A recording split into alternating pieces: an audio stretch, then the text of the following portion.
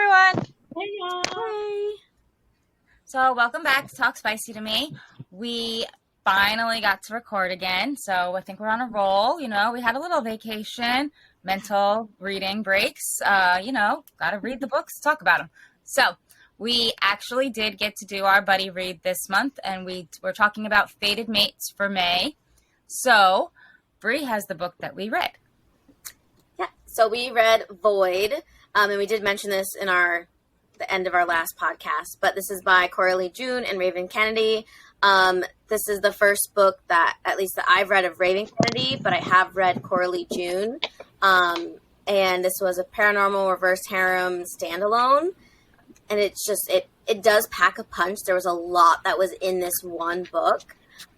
We have Devika and her 4 guys, and they're all different type of paranormal beings, and she is forced to go and attend this school, and just like a huge thing happens from there, and of course her 4 guys obviously want her, but it's a little bit of a bully romance before they get down to like the good stuff. Yes, I loved it. I liked the twist on the paranormal. It wasn't like other paranormals that I have read before. But Jazz, you're still kind of new on the paranormal, so what did you think? So I loved it. I remember I texted y'all. I was like, the possessiveness that goes down in the paranormal, it's just like, it hits different. Yes. Like that feral, just animalistic, like, I'm like, oh my God. And then this particular book, I was like, it is just like the 3 F's. Fuck, feed, fight. And I was so here for it. It's a headline, and I love it. Whew. It really is. That's going to be the episode's title. Yeah. I am all about it. I agree. They were definitely possessive, and each of them were like different possessive. But like what I thought was different was you don't generally see a lot of species mixing. Yes. It's either shifters, it's either vampires, it's either fae, it's either some type of paranormal with them. If they are mixing, it's only with one other species, I guess you would call them. This one, It was a fucking free-for-all. Like, I fuck you, I fuck you. Are you alive? So I'm gonna fuck you too. Like, it was fun for everyone. So she literally had a buffet. I loved it. And I liked the fact that she was like an outcast. Like, she literally grew up her entire life thinking that, like, she was so unwanted. She wasn't even in, like, her own people's world. And then all of a sudden, she's, like, the biggest person known to man. Like, she is all and, be all. So I really liked the twist on that. It was different. Definitely, like, fated mates, like, you're mine, you're mine, you're mine. And okay, if I have to share you, I'm going to share you, but you're still mine. And I like when she had her moment, because I remember at the beginning, like when I first started the book, and I was just like, this poor girl, I was like, this is a bully, because she is just really going through. Like, I just felt so bad for her. So when she finally, I was like, I need her to like just use that void. Like, I know they told you to chill and tone it down. I need you to turn it up. Yes. So I was happy when she had that moment where she was like, look, I'm about to let loose. It's funny because I feel like, honestly, bully PNR RH is my crack, and it's such a contradiction to have a bully PNR because you have this super being who has powers, but is getting bullied to the point where either they can't use their powers or they're looked at as less than. But in general, they are powerful. So I find it such like a very interesting oxymoron, but it's so good. It's so good to read. It is. That's what I liked about this. She had such a crazy power. Like, her species, I guess, or her specialty? Type of her what? Her specialty? Yeah. Right. Her specialty power? The type of power that her species is labeled as. She was so rare. I feel like it wasn't even like a lot of them either, because she was having to like communicate with like the dead because they were so rare. Well, like, and they're also feared too, and I think a lot of it, you know, because they are rare, people didn't necessarily know about them.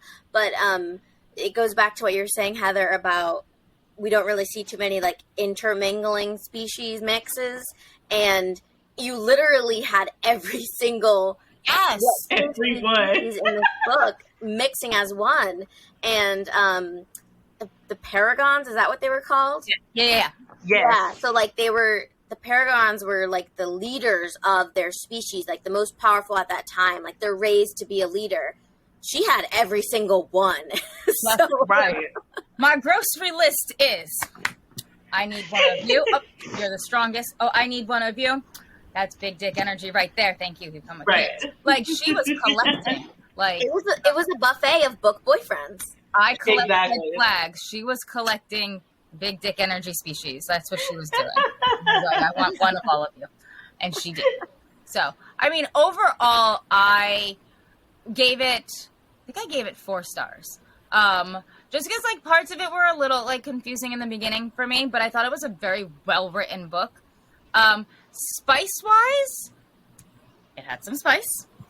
Not the spiciest that I have ever listened to, but it definitely had more spice than like YA. So I would probably say it was like a 3 on my spice scale. What about you guys? That's what I was thinking. I was thinking like a 3. And then I agree with you with the 4 stars. Only because like I think we read so many RHs, and like a lot of them are like more than one book. And so we get more of the characters, like more of like their backstory. And I was just like, I want more of them. Yes. Like when it ended. That scene in the classroom with the desk. Oh my gosh. If we could have multiplied that with like group activities. That is my favorite. That is what I look forward to. Same. So, I will say that one feeding scene though, I was like, oh, with the smoke around the... Ooh. Hi. Oh my. Yeah. When you see those just having powers added in, just those few scenes that were like with each guy, like, you know, individually before group activities, they were spicy, but I think like I would have wanted a little bit more, maybe more scenes in general. But I do agree. Like, I think like it was like a really solid 4 stars.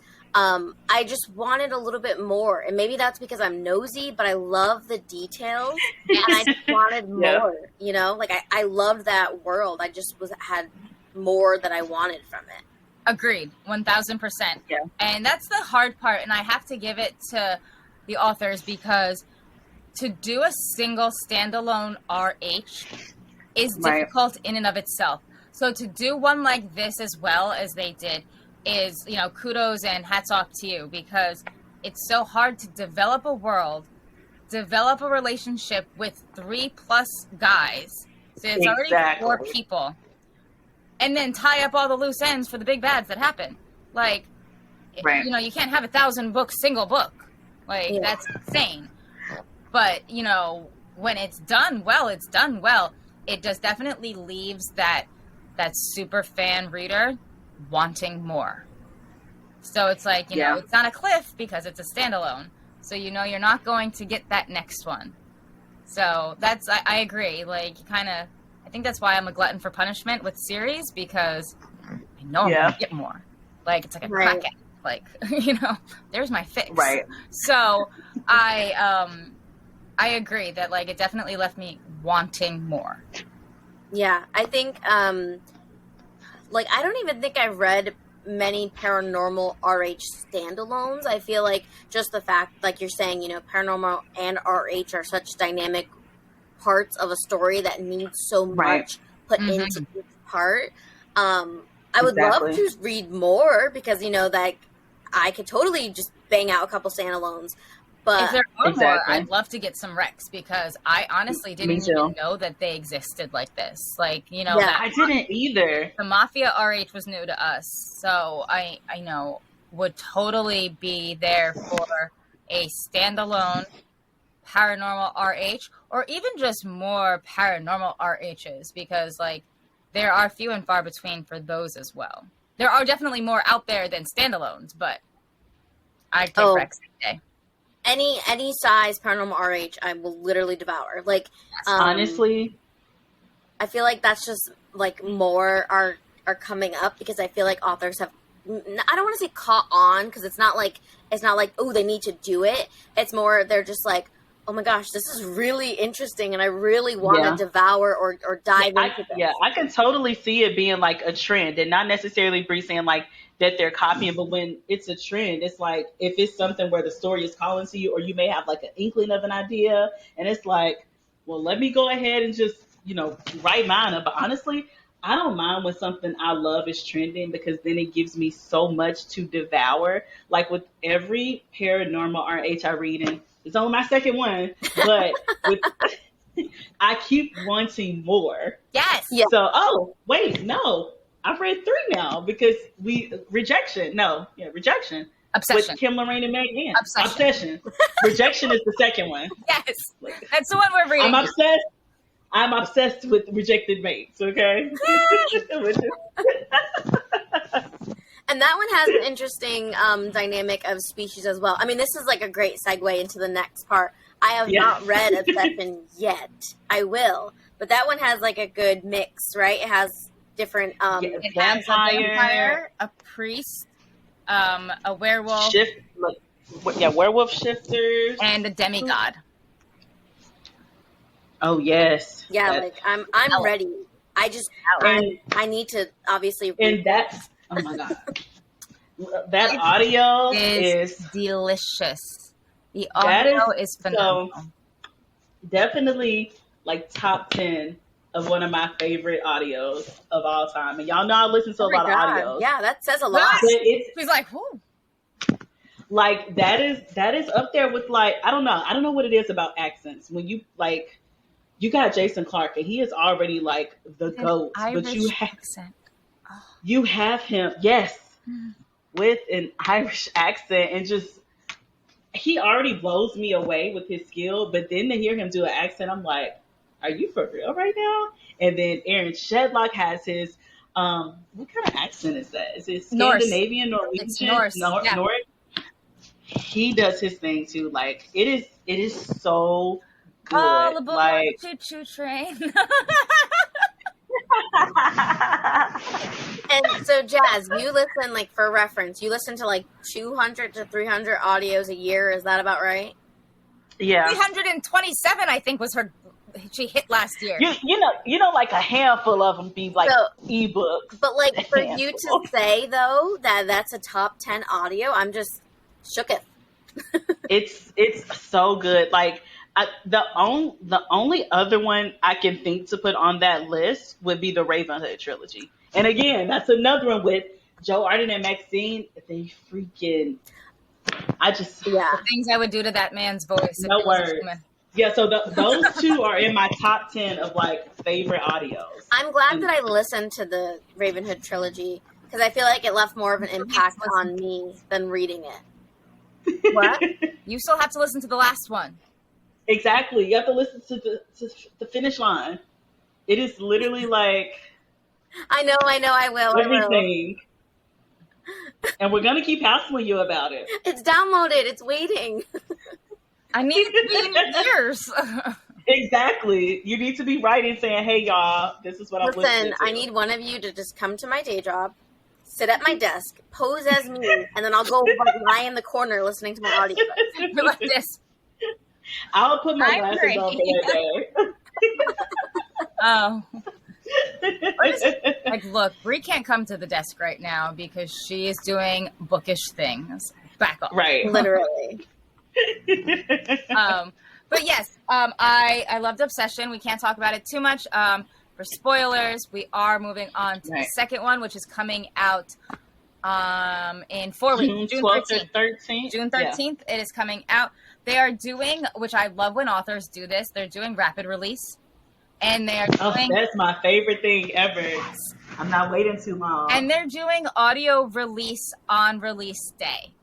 And just shout out to Kim and Meg for that, because the audio lover in me, y'all know that is what I look forward to. Yes. The same simultaneous audio release that makes my heart so happy. It's amazing. And I have to give it to them, because the planning behind that, it's got to be like monumental, because you know, just having to have the book written, edited, ready to go for audio, and then spun around, and you have 4 books that are doing that in rapid succession. That is some serious organizational skills there. I was going to say it's like, 4 books, right, in the series? 4 books. 4 books. What's the series called? Like the overall name? The Mate Games. Yeah. So definitely take a look at that. The Mate Games. They're very rapid release, but also Kim Lorraine is a narrator, which I didn't know until recently. I did not know that she was Stella Hunter. That is her narrator's name. And I love her voice. I love Oh my God. It just clicked. Where's the light bulb for Jazz? I was like, and it's so weird because we talked about this, so it's like I knew it, but my brain didn't put 2 and 2 together, because I'm like, Stella Hunter. The cast is phenomenal for the narrators. Yes. And having met them at Indies, which they are going to be there again this year, so I cannot wait to see them again. They will definitely be signing my Obsession book. I want them to like sign everything, and I believe that by November, all of them will be out. I think. Well, I think that all of them will be out. If they're doing rapid, then yeah. Because November. So it should be May, June, July, August, something like that. Yeah. Yeah. So, super excited about that, to get to like see all of them and like chit chat with them and everything like we did last year. So yeah, and it's always so fun, like seeing the narrator, seeing their excitement for it, because sometimes it's like their first time actually seeing the book in person that they actually narrated. So I love seeing like their happiness when it's like, oh, I finally get to see this book, or I haven't even seen this book. Like, so or like that really they remember who they were in that book. Exactly. So cool. They was like, oh, this was fun. I like this one. I'm like, oh, okay. I loved it. I also liked having lunch with them. Like literally when they sat down at our table, and I was like, right. Like, be cool, be cool, be cool, be cool. Play it cool. Play it cool. It was the coolest thing that I had ever, like, done. And literally, like, I was sitting there with Allie, and I'm, like, eating. I'm like, don't shove food in your mouth and then try to talk to these people. They talk for a living. Like, they speak for a living. And Aaron was so funny because he just made me laugh the whole time. But he was. Just knowing that they are regular people and they're cool as fuck. Yeah, they are. They're seriously, they're so nice. And it's so that's cooler. That's always cool. I don't want to. I don't know if it's cooler, but it's. I think even more cool that narrators. I feel like you never get to meet. Like they are like, the ultimate. I agree with you. It is. It's like like authors. You at least probably get to see them on social media with their face, or Facebook Live. But narrators to like actually. Sometimes it's good and bad because I know some people don't want to like ruin what they imagine. But just to get that in like the actual person, I'm like, oh my gosh, this is so cool. Yeah.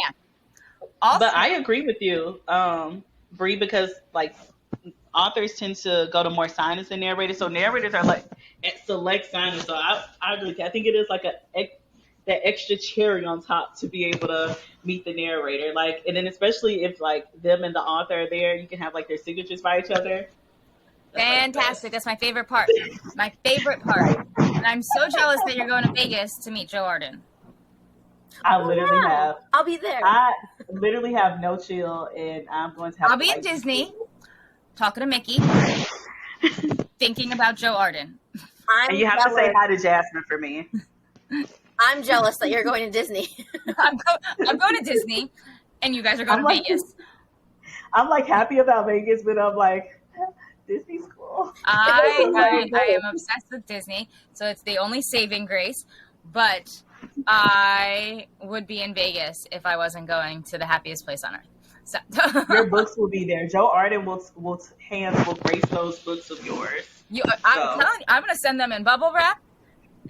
You know what? Tell him to kiss my books. I was just gonna say, like, would that be weird to have him put like lipstick on to kiss the books? I'm literally like thinking of like what's a cool way to accent this that won't potentially get me kicked out of the assignment. Right, like what is too far? Like, I'm so sorry.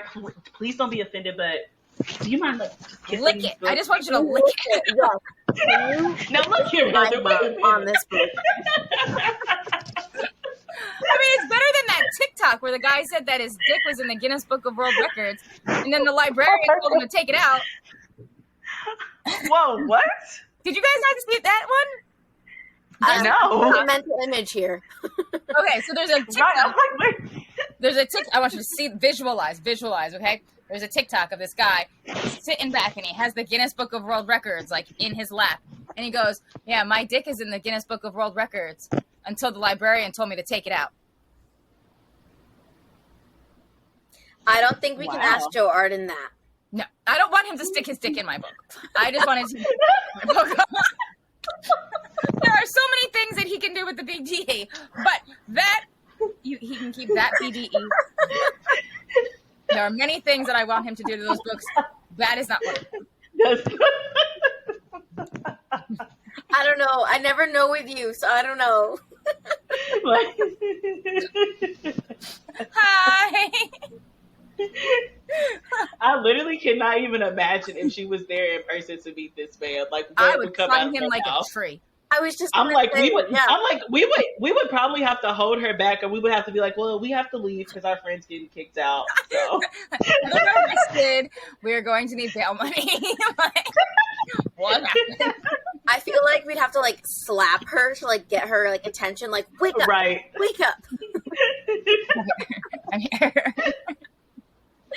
Woo! All right. So, what are you guys reading now? Well, firstly, I have to mention I just finished it earlier. The Pierce Hearts duet by M. Robinson. Yes. Heather, hands down, one of my favorite duets of this year, and it's probably gonna make that top list. The reads this year have been amazing, but that it blew me away. Like, I was texting Heather, like, you did not warn me that I was going to be crying at work and having these people look at, like, who's this crazy new girl who sits and cries at her desk? Like, what is going on? Like, I literally had to excuse myself and go to the bathroom, like, get it together, girl. You are in an office. Meanwhile, when you left, they're like, she doesn't even go here. She doesn't work here. I don't know what you're talking about. Right? It was just like the twist. I did not see that twist coming. I was just like, my jaw was on the floor. Like, I'm talking all the emotional feels, like heart in my stomach, lump in my throat. Like, I was like, you know, the lump in your throat is like that serious, you seriously about to like break down. And I'm like, just be cool. Just let it be regular tears. Like, don't do too much at this office. I loved that book. And it's so funny. When I met her at the Boston signing, she had seen my phone cover, and it was Beauty and the Beast. And I was like, you know, it's my favorite movie.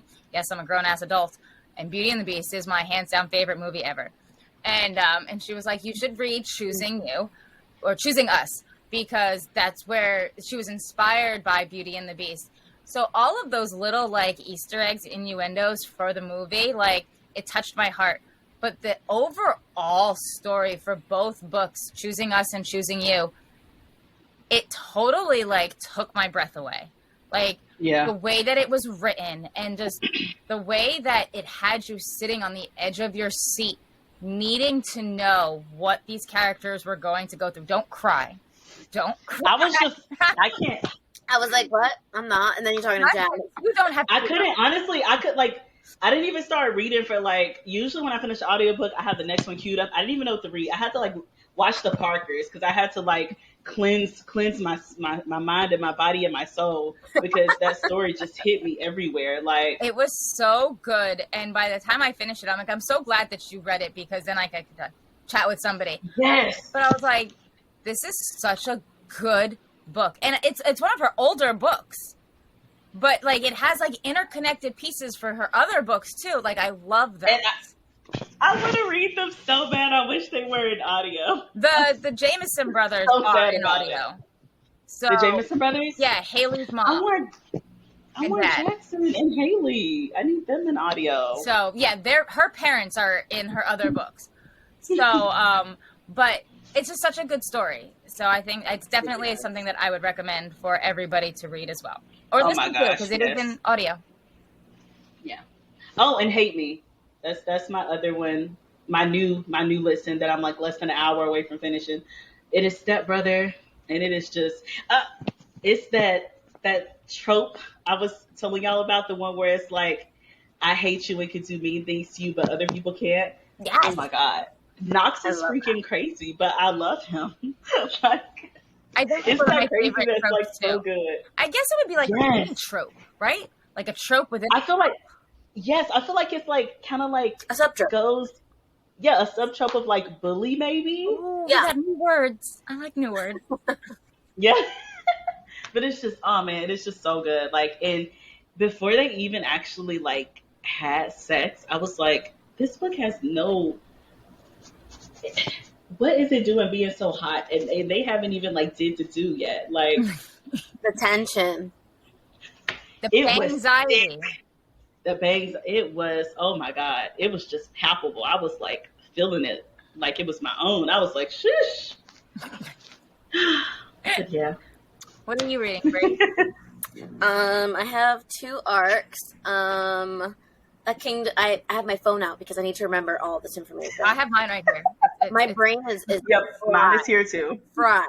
But, A Kingdom of Flame and Fury by Whitney Dean, who's that's her first debut book. Yeah, I haven't heard of her. It's a dark fantasy, like enemies to lovers. Oh my God, so good. But it comes out May 26th. And then right, like let me put that down. Yes. And then Risky by Aurora Rose Reynolds, and that comes out May 24th.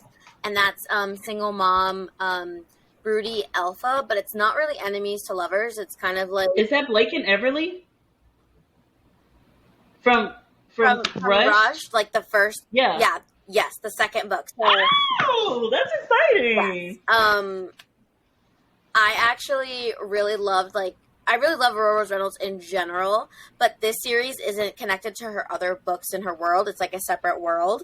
Oh, it's so good because I don't read like many cutesy romances anymore. I'm primarily like dark or fantasy, but like Aurora is one of my go-tos for like the cutesy small town vibes. But she writes these like broody alphas so well that like they are sort of like still as dominant and commanding as like a dark one, you know? Mm-hmm. It's like the one that takes you by surprise because they're sweet and then they switch and they like, no. That literally. And it's like, okay. I wasn't expecting this side of you, but okay. But I'm not mad. Like, I'm not mad. Right? Exactly. What about you, Heather? I am, hold on, because I guess I gotta get my phone too. So I just finished a new to me author. It's called Queen of the Night. She wrote a novella. I was told that because her PA reached out to me to read this book. So this is still an arc. It's coming out. So it's Queen of the Night by Elizabeth Muse. It was supposed to be like a dark Red Riding Hood retelling. I can see where it was kind of, I guess, inspired by the Red Riding Hood story, but it really wasn't. Like, it was its own entity. Very good. The hard part about it is, like, with novellas, you have this great story, and then it's almost like it kind of gets cut short because it's ended, like, so quickly. Yeah.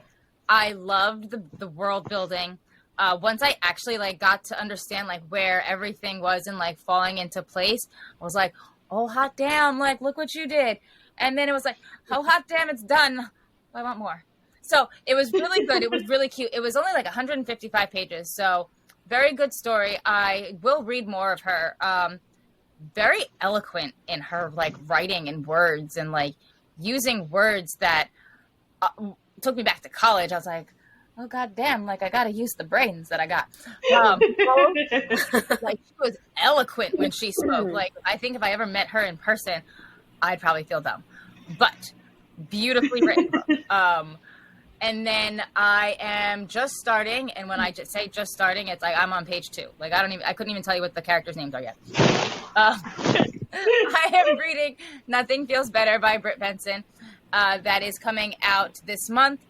Again, I'm only on page 2, so don't quote me on what's about yet. I don't know. But I am excited about it. And then I am listening to Rejection by Kim and Meg. And I'm also listening to Torn by Carrie and Cole. I love that. I love every book she's written. Going on over here. I love the very like diverse books that we all just mentioned. Right. Yeah, like everything. Literally a little bit of everything. Yeah. I needed after what was the book? Oh, after the M. Robinson duet. Yeah, I needed like something dark. So I couldn't jump right into the Britt Benson book. Like I needed a palate cleanser to like bring me back to like my center. So because that one was, it was emotional, but so good. It's like that book hangover that I hangover. Yes, like I couldn't just like let's go into another one. Like I need that comfort go to. Yeah. Like in between. I totally get that. Needed to recollect my thoughts and figure my shit out. Right. So, what are we looking forward to for next month? June. Oh my gosh. June. Already the 6th month of the year. That's not brush, but I was just saying we're forecasting because my birthday. Like, to think forward, like Jesus, halfway through. I'm looking up my list because again, I need to reference things in my phone. I have my list. We're Rejection, even though, I'm going to be starting that soon, but that comes out in June. Rejection by Kim Lorraine and Meg Ann. I have The Dirty Truth by my girl Winter Renshaw. Fling by Adriana Locke. My girl Lucy Score has a new one. Maggie Moves On. And this one is her first traditionally published book, so I'm like so excited for her. Like, go Lucy. Then we have The Devil You Know by Elizabeth O'Rourke. And I'm not really sure if this one is going to be slow burn, but she does like some really good, amazing, deliciously slow burn. And then we have The Single Dad by Marnie Mann. And this is in that series with, I can't remember the brother's name, but it's like The Billionaire, The Lawyer, like that one. Yeah. The one that made me have to like run out and go get pancakes because they were eating them in the book. So yeah, it's Floyd's turn. So I'm excited. So that's my list for June. The only thing I'm looking forward to is Jay Bree's book, I think. I was going to say, yeah, that's Tragic Bonds. I think that's June 20 something. And I think actually the Guild book might be coming out in June too. Kate just announced that ARCs will be ready in June for like the late June release.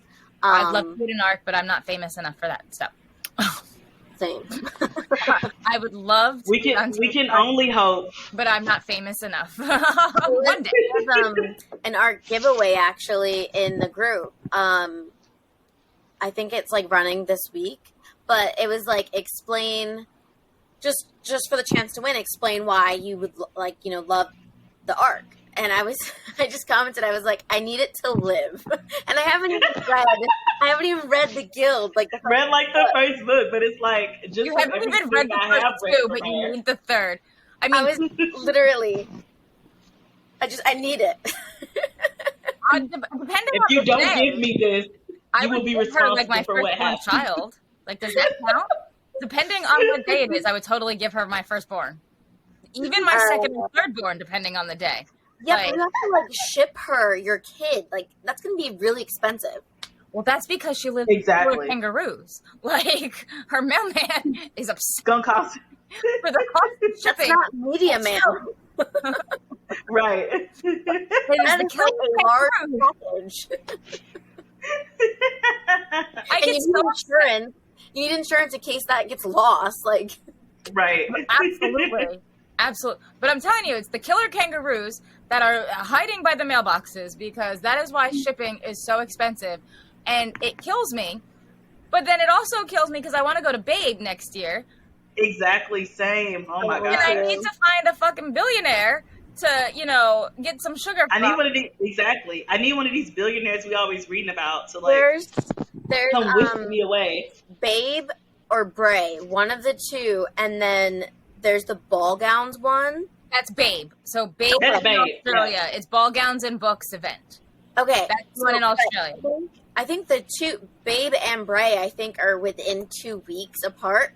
And I don't know if they do this on purpose, but I think for the U.S. people who attend and they go to like Australia, or if they planned it in Europe, depending on where it is for the year, so you can stay 2 weeks. You do the first signing the 1 week, the second signing the next week, and I'm like, I need to do this. I can't even afford to get there, and you want me to stay 2 weeks? I also need to eat. I need to keep a roof over my house. I need to feed my children. I mean, I could not feed my husband. I don't want to pay with. He can feed himself. But I'm pretty sure that social services would frown upon me choosing Australia over the livelihood of my family. But I might do it. I'm not saying I wouldn't. We have international book friends. Like, I'm sure that they have. I honestly don't know any in Australia, because if I did, I would be like, hey, I'm going to be in your city. Please take I volunteer as tribute. Or we're going to go there and we're going to be on the side of the road in a cardboard box trying to fend off those killer spiders. So, I mean, there are choices. Oh my God.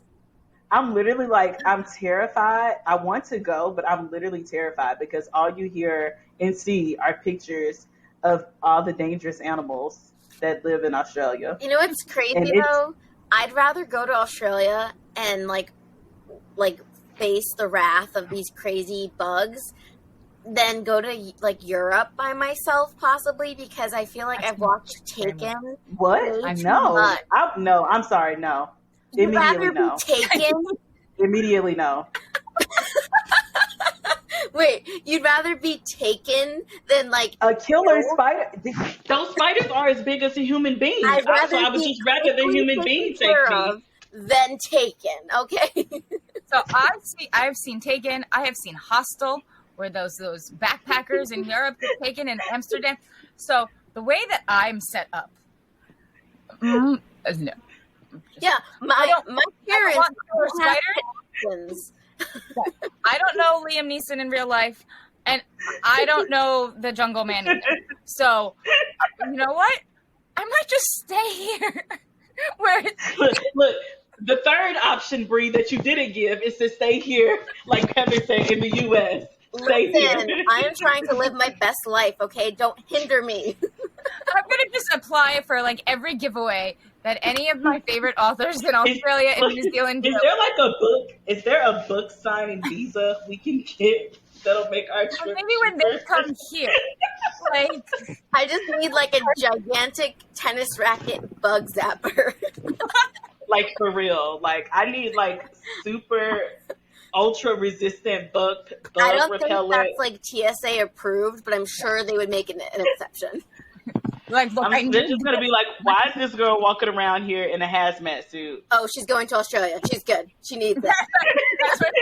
She needs that. The only thing I'd be excited about running into is like a koala, but then really, I don't think they're that friendly either. Well, like, I wonder, honestly, though, how, like, these Australian authors come to the States and they're just like, oh, your biggest, scariest thing is cicadas. Like, this is nothing, you know? Like, I don't know how they do it. Like, this must be a walk in the park. It wouldn't be me. Like, I'm scared of regular bugs. Exactly. Like, I'm running from bees. Like, bumblebees don't sting.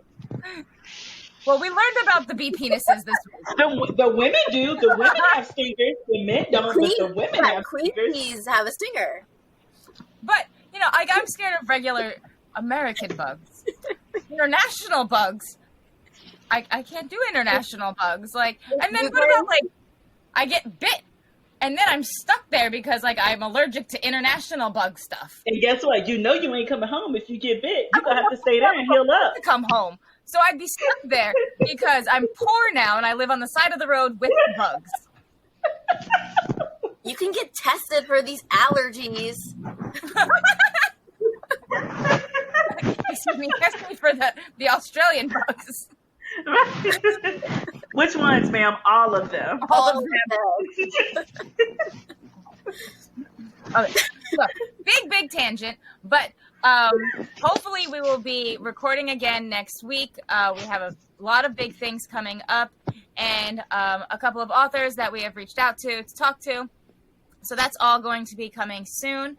And we will talk to you guys next week. Bye. Bye.